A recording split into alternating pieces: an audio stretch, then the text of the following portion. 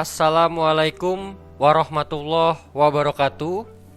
Apa kabar insan halal PT Pundi Kencana? Semoga kita semua selalu dalam keadaan sehat walafiat. Pada kesempatan ini kita akan melakukan refreshment training halal awareness. Halal dalam prakteknya selalu disandingkan dengan thoyyib. Adapun definisi halal adalah sesuatu yang dibolehkan menurut ketentuan syariat Islam. Segala sesuatu halal kecuali dilarang di Al-Quran dan juga hadis. Dan definisi thoyyib adalah sesuatu yang aman, baik, suci dan bersih, ataupun tidak berbahaya bagi kesehatan. Halal harus selalu dikombinasikan dengan thoyyib yang kita kenal dengan istilah halalan thayyiban. Selanjutnya, definisi haram adalah sesuatu yang dilarang menurut syariat Islam. Semuanya sudah dijelaskan dalam Al-Quran pada surat Al-Baqarah ayat 173, surat Al-Maidah ayat 3, surat Al-An'am ayat 145, dan surat An-Nahl ayat 115, di mana diantaranya terdapat babi, bangkai, binatang yang disembelih dengan menyebut nama selain Allah, darah, dan juga khamar. Adapun dari al-hadis, hewan buas atau bertaring, hewan menjijikan, dan hewan yang hidup di dua alam. Adapun fatwa dari Majelis Ulama Indonesia, yaitu bagian tubuh manusia. Adapun pengecualian, semua hewan yang berasal dari laut atau hidup di air adalah halal walaupun tidak disembelih. Najis adalah suatu kotoran yang dapat menyebabkan tidak sahnya ibadah. Dan mutanajis yaitu benda yang terkena najis dan sifatnya menjadi haram. Adapun tipe-tipe dari najis diantaranya adalah najis ringan, di mana air kencing bayi laki-laki yang hanya minum ASI, di mana cukup disucikan dengan diperciki air atau dilap dengan lap basah. Selanjutnya najis sedang diantaranya adalah bangkai, produk turunan hewani yang tidak diketahui status halalnya, darah, khamar, kotoran hewan, dan lain-lain. Dalam hal ini disucikan dengan dicuci hingga hilang warna dan bau najisnya. Yang terakhir adalah najis berat, air liur anjing, dan semua komponen dari bahan babi serta semua turunannya. Sistem jaminan halal atau lebih dikenal dengan Halal Assurance System HAS 23000 merupakan suatu sistem manajemen terintegrasi yang disusun, diterapkan, dan dipelihara untuk mengatur bahan, proses produksi, produk, sumber daya manusia, dan prosedur dalam rangka menjaga kesinambungan proses produksi halal yang sesuai dengan persyaratan Lembaga Pengkajian Pangan, Obat-obatan, dan Kosmetika Majelis Ulama Indonesia atau LPPOM MUI. HAS 23000 merupakan prasyarat untuk mendapatkan sertifikat halal dari MUI. Sertifikat halal adalah fatwa MUI secara tertulis menyatakan kehalalan suatu produk sesuai dengan syariat Islam.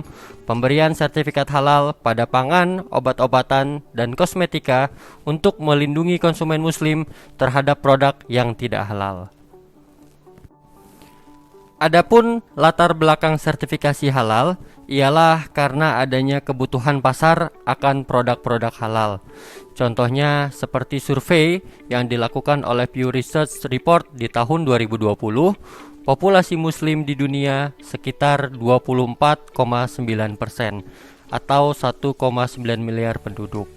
Dan survei yang dilakukan Muslim Population di tahun 2020, populasi muslim Indonesia sebesar 87,2% atau sekitar 227 juta muslim yang ada di Indonesia.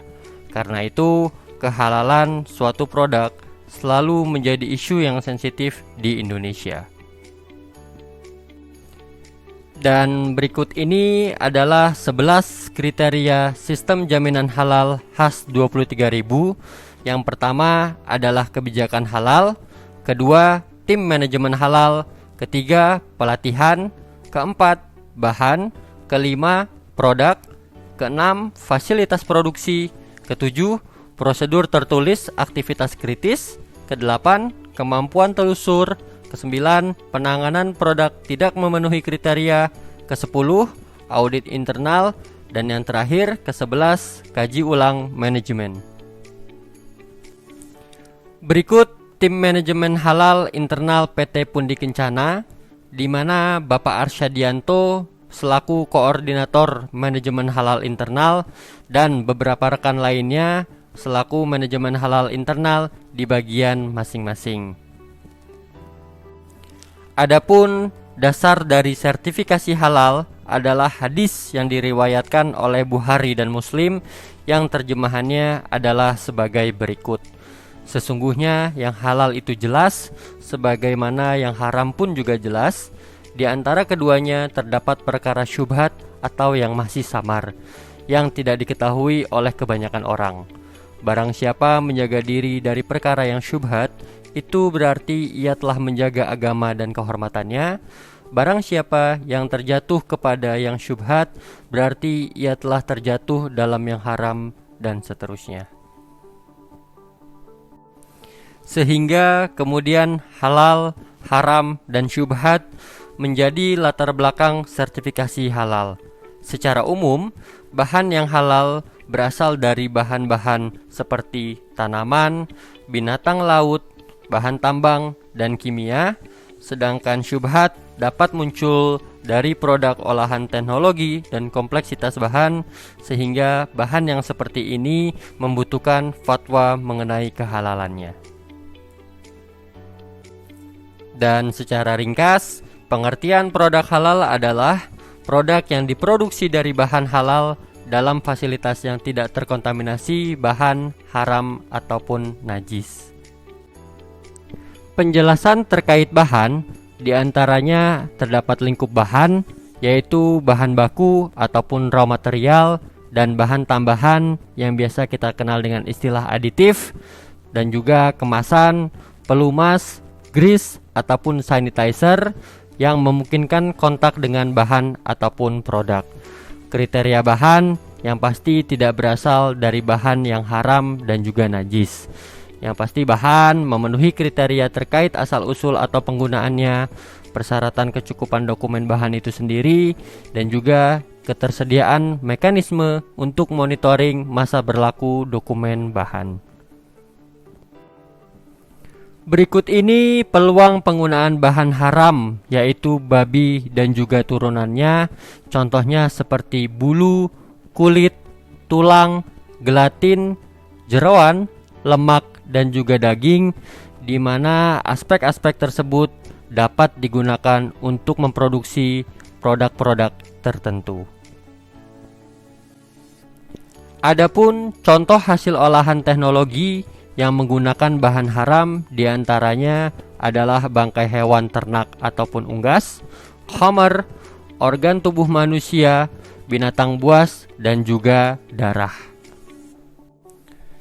Jenis dokumen pendukung bahan terdapat dua bagian, diantaranya adalah sertifikat halal dari Majelis Ulama Indonesia ataupun sertifikat halal dari lembaga luar yang diakui oleh MUI, di mana di dalamnya terdapat keterangan nama produk, produsen, alamat fasilitas, nomor batch atau kode produksi, nomor sertifikat, validitas, dan juga logo halal jika dipersyaratkan.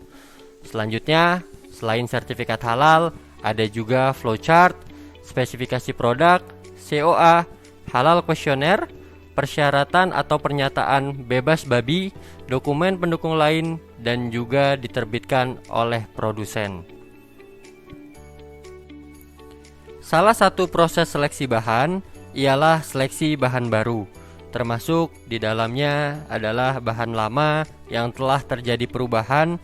Adapun perubahan nama dan jenis bahan termasuk juga terjadi perubahan produsennya.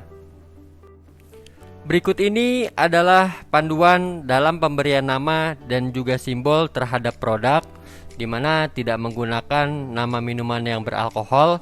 Contoh yang tidak diperbolehkan seperti root beer, es krim rasa rum raisin, bir 0% alkohol, wine coffee, barley whiskey, dan juga bourbon whiskey.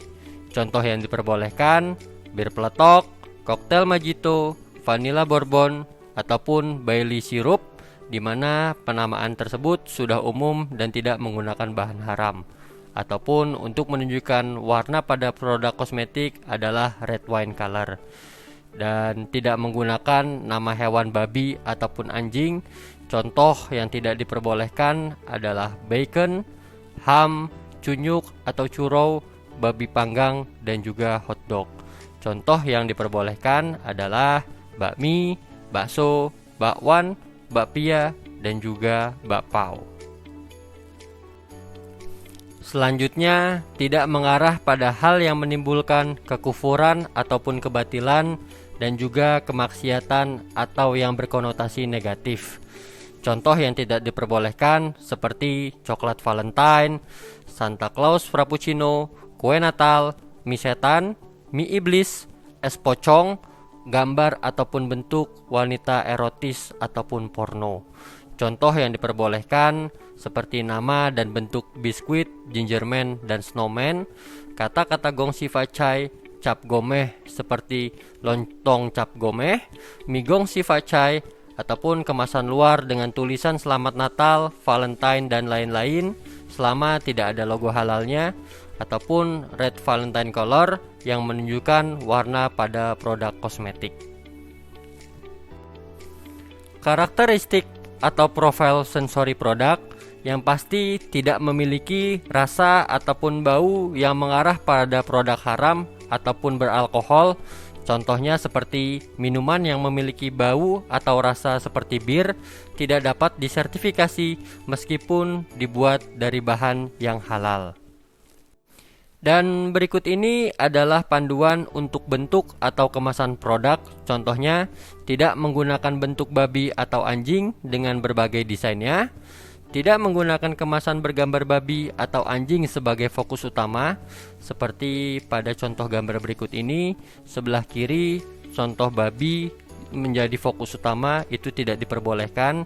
Dan gambar sebelah kanan terdapat gambar anjing namun tidak menjadi fokus utama. Foto tersebut atau gambar tersebut dapat diperbolehkan.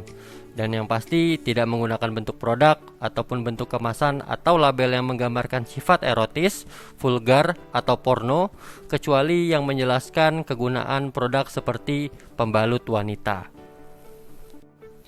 Adapun proses produk halal diantaranya adalah bahan baku, pastikan sesuai kriteria bahan yang halal dan juga penanganannya sesuai dengan standar. Dan fasilitas produksi harus bebas dari najis dan pastikan personil mengerti potensi kontaminasi najis di areanya. Harus memiliki prosedur yang menjamin produksi halal hanya menggunakan bahan yang disetujui oleh LPPOM MUI ataupun daftar bahan halal dan dilakukan di fasilitas produksi yang memenuhi kriteria. Berikut ini contoh supply chain management manufacture. Yang pertama, proses seleksi bahan dan pengembangan produk. Selanjutnya, proses pembelian ataupun pengadaan bahan, proses penerimaan bahan, proses penyimpanan bahan, proses produksi, proses penyimpanan produk, dan yang terakhir, proses transportasi produk untuk dikirimkan kepada customer. Memastikan bahan tidak terkontaminasi oleh bahan haram ataupun najis selama disimpan ataupun ditangani, termasuk penggunaan peralatan dan personil. Penanganan ketidaksesuaian terhadap produk halal. Pada proses telusur, pembuktian bahwa produk yang disertifikasi berasal dari bahan yang disetujui dan diproses di fasilitas yang memenuhi kriteria. Adapun produk yang tidak memenuhi kriteria, selanjutnya produk tersebut yang sudah disertifikasi namun terlanjur diproduksi dari bahan yang tidak disetujui atau diproduksi di fasilitas yang tidak bebas dari bahan haram dan juga najis. Produk yang terkontaminasi oleh unsur haram dan najis pada lingkup penyimpanan dan pendistribusian produk. Selanjutnya, penanganan produk yang tidak sesuai, tidak dijual ke konsumen yang membutuhkan halal, tidak boleh diproses ulang ataupun rework, downgrade atau juga reformulasi, dan juga lakukan evaluasi penanganan produk yang tidak memenuhi kriteria. Alhamdulillah, sekian materi training yang dapat kami sampaikan. Semoga kurang lebihnya dapat bermanfaat untuk rekan-rekan insan halal PT Pundi Kencana. Wabillahi taufiq wal hidayah. Assalamualaikum warahmatullahi wabarakatuh.